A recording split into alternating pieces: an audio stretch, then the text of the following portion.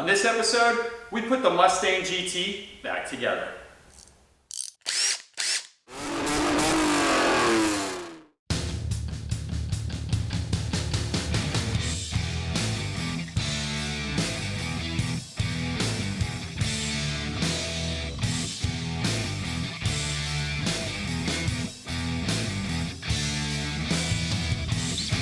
Welcome back to the Auto Obsessive Garage. Chad with you again for another installment of Project Rich Running Pony. That's our 1989 Ford Mustang GT.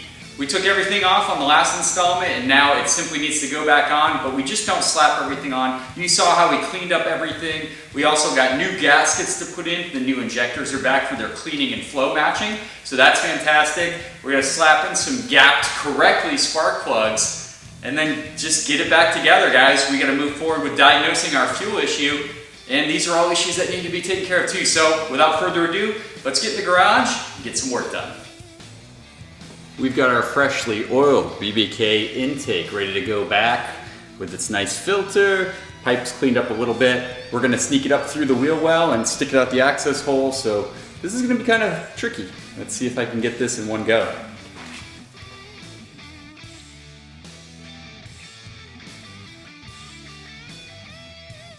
The elbow that's going down to a plate. That air filter is tucked down right behind here. There is air from underneath the car that gets up here.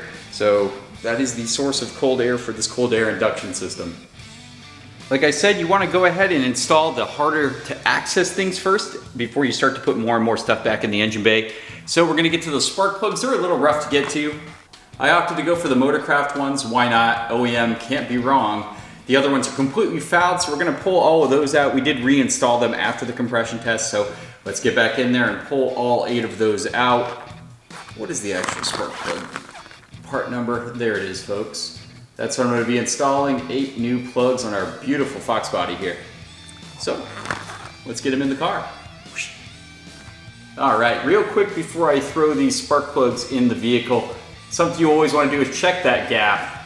Now, these all came in at 0.040 of an inch, and that is not the correct gap for the 5.0 Mustang. The 5.0 Mustang, you want to be at a 0.054. So basically, I'm old school, so I have an old spark plug tool here.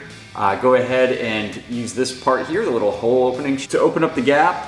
Just simply put it on there, get it open, keep checking, and slowly in intervals. You don't want to over crank these things, they're pretty sensitive, and then get it cranked open till you hit that magic 0.054. If you go too far, you can just give the light tap here on something hard to close the gap and start again. So just take your time with it, nice and easy, but all these spark plugs have now been gapped to the correct 0.054 of an inch setting.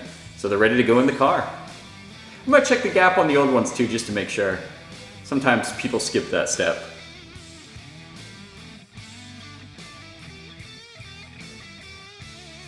Kind of what I just thought. I took the old spark plugs out, which you can see are still obviously soaked in fuel and all nastied up.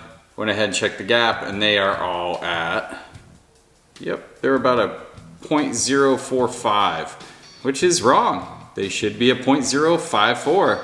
So, keep finding things like this, you know? So, good thing we're putting new plugs in. We need to anyway, but also good thing they're gapped correctly. These are the details as mechanics we shouldn't be missing.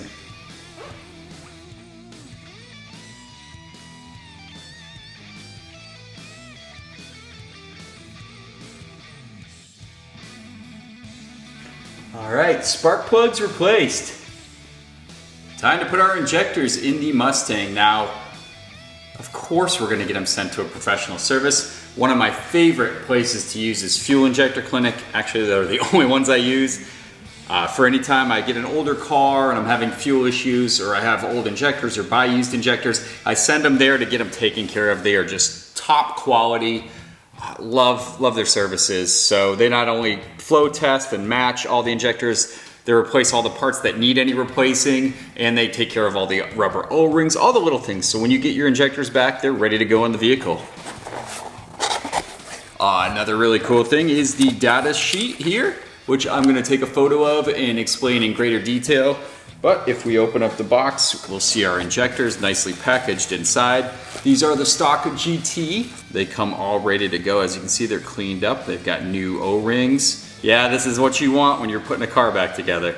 So, as you can see from the flow testing chart, cylinder 8 is by far the worst offender. The rest were pretty close, but getting them all cleaned out and tested and adjusted brought them really close together.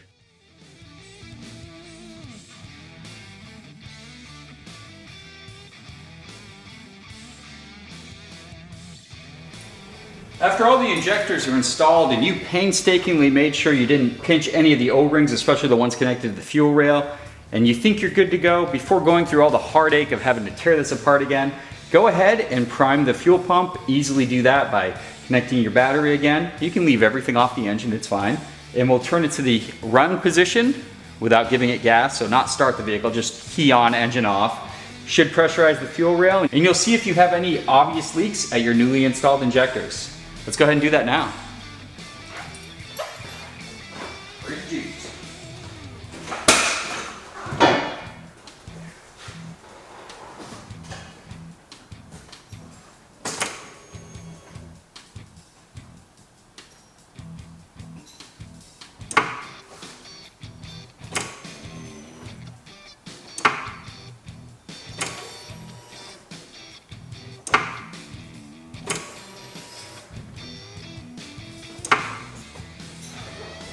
I like to do it a few times just to make sure we're getting full pressure on the rail. And now you want to check each of your injectors carefully. No leaks on the driver's side bank. Same story over here. Good, we've installed our injectors correctly. That saves you, seriously, so much heartache versus having to put everything back on and take it off again. So, awesome. Rebuilt and flow tested old fuel injectors, ready to rock and roll. Before we go ahead and put the valve covers and the intake manifold back on the car, we really got to clean this old gasket off. You can see it's all broken up. Tons of that blue RTV, not cool. We do not want that falling into the head there. So we're going to carefully stuff some paper towels down there, make some kind of blockade. We're going to scrape that up, especially around the edges there, and then use our razor blade and go over this entire surface, make it nice and smooth, making sure not to cut into that soft aluminum. But we need that new intake manifold gasket to fit right on there perfectly. So, time to get this old gasket material and RTV out of here. Took a lot longer than I thought it was gonna take, but that's what I'm talking about when I say cleaning a sealing surface. So now that new intake manifold gasket's gonna fit perfectly. No blue RTV required. But yeah, it's cleaned up really nice. We're not expecting any vacuum leaks now. Looking real good. But that is how you clean a mating surface. All right, as we're about to put everything back into the engine, we do have all our mating surfaces super clean under here. We don't want to have any leaks due to that. We'll start with these valve covers. So passenger driver side, let's get them in there. And then we're gonna focus on our intake manifold. So let's get these valve cover gaskets in first.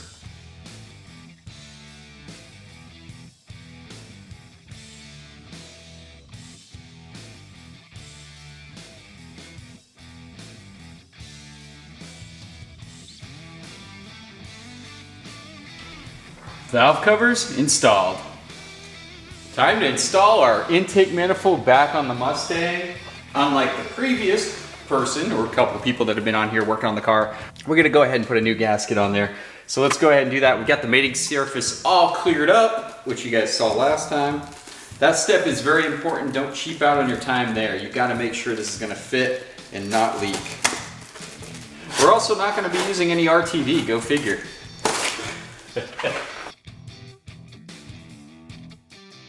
You want to grab your intake manifold and kind of go over it, look where all the vacuum lines are, find out how everything lines up. That way you can get the engine bay kind of organized.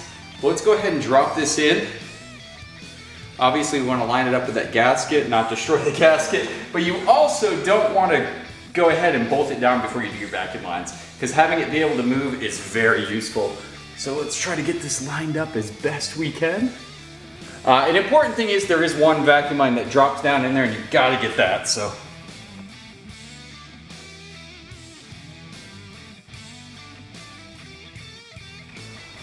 You want to ensure you put the right length bolts where they belong. Make sure your gasket's straight, your gasket didn't slide out, which can happen. And you always want to start these kind of bolts by hand because you are doing aluminum to aluminum. So you don't want to just send these with like a tool or power tool or anything. So go ahead and start them all by hand. All right, we've got our intake manifold on. The next thing I'm gonna focus on is walking around the intake manifold, making sure all my vacuum connections are still good. Check with a flashlight, ensure everything is good to go. And then we're gonna work on this throttle body area. Before we put the throttle body on, I'm actually gonna go ahead and connect the EGR.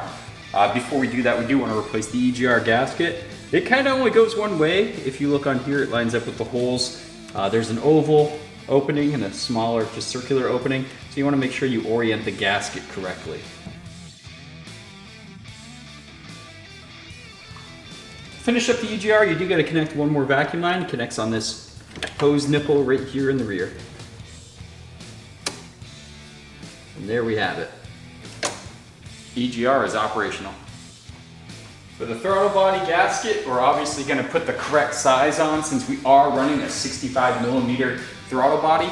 So the previous mechanic reused the smaller one, which was actually blocking the inlet for the intake manifold. Never a good idea. Also ripped it and tried to use some of that fabulous blue RTV to seal this. You do not want leaks at your throttle body, guys. Huge issues if you have vacuum leaks in this area. So toss that old broken one, that's the wrong size, and we'll be putting on the correct 65mm one that matches our BBK larger throttle body. This is also a BBK supplied gasket. And look at that. Perfect. Time to install the throttle body. Now, you gotta click in if you removed your throttle cable like I did, it's just a ball and socket, simply press it in. And there's a bracket here, which we also have to connect, but we're gonna go ahead and put the throttle body on first. So I'm gonna try doing that so it simply lines up on the studs, like so. Next, we can start to push our bracket back into position here.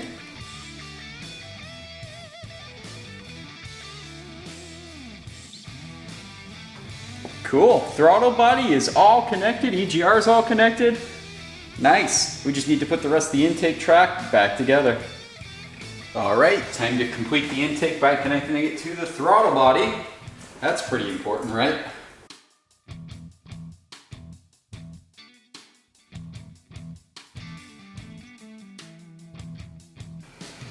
Then last but not least, remember to plug in your math.